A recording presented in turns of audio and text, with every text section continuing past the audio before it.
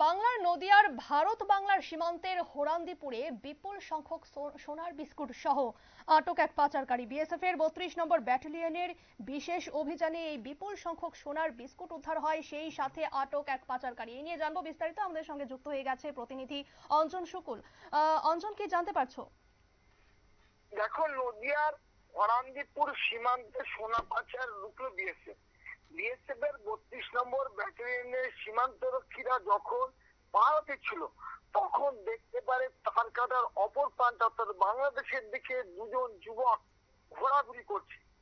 সেইটাকে পরোক্ষ করবার পর বিএসএফ এর জওয়ানেরা বিভিন্ন জায়গায় তাদের যে চৌকি আছে তাদেরকে কিন্তু সতর্ক করে। সতর্ক করার পর তারা চারিদিক থেকে সেই বাগানটা ঘিরে ফেলে। বাংলাদেশের দিক থেকে খেয়াল করা যায় যে ওইখানে কারখানার পাশে একজন ভারতীয় যুবক সেইখানে পৌঁছেছে। তারপরে একটা প্লাস্টিক ছুড়ে দেওয়া হয় তার উদ্দেশ্যে, আর সেই প্লাস্টিক পুড়ে নিয়ে সে বাগানে অর্থাৎ মাছ বাগানের ভিতরে প্রবেশ করে। তখনই বিএসএফ চারিদিক দিকে তাকে ঘিরে ফেলে এবং ঘিরে ফেলার পর তাকে আটক করে। আটক করার পর তার কাছ থেকে কিন্তু সেই সোনা পাওয়া যায়নি। তাকে জিজ্ঞাসাবাদ করার পরে তার কাছ থেকে এবং তাকে ভয় দেখানোর পরে সে স্বীকার করে যে বাংলাদেশ থেকে এক বাংলাদেশি তাকে সোনা ফেলেছিল পারে এবং সেটা সে পাচারের উদ্দেশ্যে নিয়ে যাচ্ছিল। তখন তাকে আটক করে পরবর্তীতে গ্রেপ্তার করে।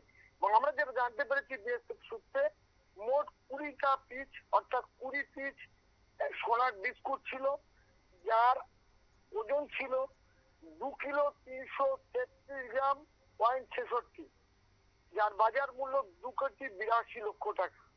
এত পরিমাণ সোনা উদ্ধার এর আগেও কিন্তু হচ্ছে।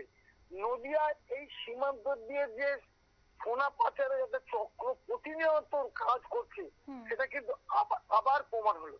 অন্যদিকে বিএসএফ এখন কড়া পহরা দিচ্ছে, যার জন্য কিন্তু এই পাচারকারীরা কিন্তু সেইভাবে পাচার করতে পারছে না। বলা যেতেই পারে বিএসএফ কিন্তু ধন্যবাদ সাফল্য পেল। আপনারা শুনলেন প্রায় 2,82,00,000 টাকার সোনা, ওজনে 2 কিলো 333 গ্রাম সোনা উদ্ধার হয় এবং গ্রেফতার এক ভারতীয় ব্যক্তি। নিয়ে নিচ্ছে ছোট্ট একটি বিজ্ঞাপন বিরতি, সঙ্গে থাকুন।